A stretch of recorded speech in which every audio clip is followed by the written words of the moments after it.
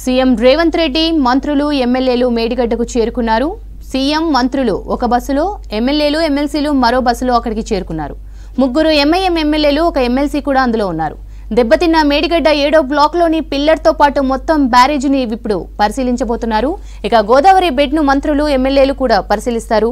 సాయంత్రం 5 గంటల తర్వాత engineer chief Sudhakar Reddy, DG vigilance Rajiv రతన్ల పవర్ పాయింట్ ప్రెజెంటేషన్ ఉంటుంది. సాయంత్రం 6 గంటలకు మీడియా సమావేశం నిర్వహించనున్నారు మంత్రులు. ఆ తర్వాత మేడిగడ్డ నుంచి ఎమ్మెల్యేల బృందం తిరిగి హైదరాబాద్ బయలుదేరనుంది. సీఎం రేవంత్ రెడ్డి మంత్రులు ఎమ్మెల్యేలు మేడిగడ్డకు చేరుకున్నారు. సీఎం మంత్రులు ఒక బస్సులో, ఎమ్మెల్యేలు ఎమ్మెల్సీలు మరో బస్సులో అక్కడికి చేరుకున్నారు. ముగ్గురు ఎంఐఎం ఎమ్మెల్యేలు ఒక ఎమ్మెల్సీ కూడా ఉన్నారు. దెబ్బతిన్న మేడిగడ్డ 7వ బ్లాక్లోని పిల్లర్తో పాటు మొత్తం బ్యారేజ్ను పరిశీలించనున్నారు నేతలు. గోదావరి బెడ్ను మంత్రులు ఎమ్మెల్యేలు పరిశీలించనున్నారు.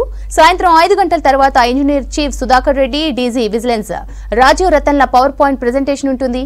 సాయంత్రం 6 గంటలకు మీడియా సమావేశం నిర్వహించనున్నారు మంత్రులు.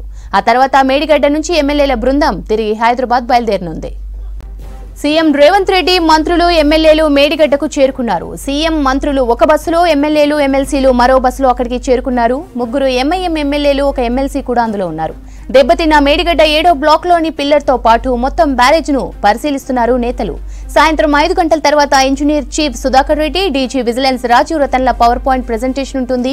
సాయంత్రం 6 గంటలకు మీడియా సమావేశం నిర్వహించనున్నారు మంత్రులు. ఆ తర్వాత మేడిగడ్డ నుంచి ఎమ్మెల్యేల బృందం తిరిగి హైదరాబాద్ బయలుదేరనుంది. ఇక దీనికి సంబంధించి మరింత సమాచారం రాజు పటేల్ అందిస్తారు. రాజు,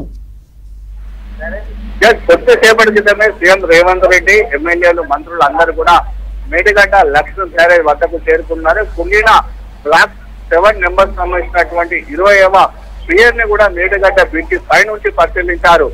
బ్రిడ్జి పైన ఉన్నటువంటి సీఎం రేవంత్ రెడ్డి మంత్రులు ఎమ్మెల్యే అందరూ కూడా ఒకరు ఉండి ఏ విధంగా తుంగిపోయింది, ఎంత క్రాష్ వచ్చిందనే కూడా కంప్లీట్ గా బ్రిడ్జి పై నుంచి మొదటగా పరిశీలించారు. ఇరిగేషన్ సంబంధించినటువంటి అధికారులతో కూడా పలు వివరాలు అక్కడ తెలుసుకున్నారు.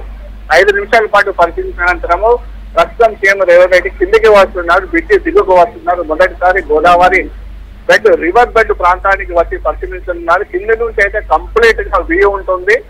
ఎంత హైట్ వరకు, ఎంత వెడల్పు తోటి 20వ పిల్లర్ ఎఫెక్ట్ అడుగుతున్నటువంటి 19-20 పియర్స్ పైన ఏ విధంగా పడుతుంది అనేది పూర్తి స్థాయిలో చాలా క్లాట్ తెలుసుకోవడానికి సీఎం రేవంత్ రెడ్డి ఎమ్మెల్యేలు కొద్దిసేపటి కిందికి రానున్నారు. ప్రస్తుతం వాళ్ళు పెట్టి పైన ఉన్నారు.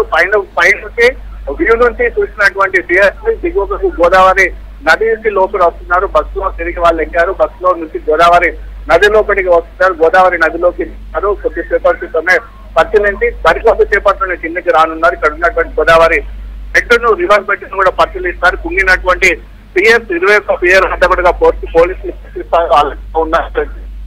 చేశారు. అక్కడికి సీఎం స్వయంగా పరిశీలించనున్నారు. కుంగినటువంటి ప్లేస్ కూడా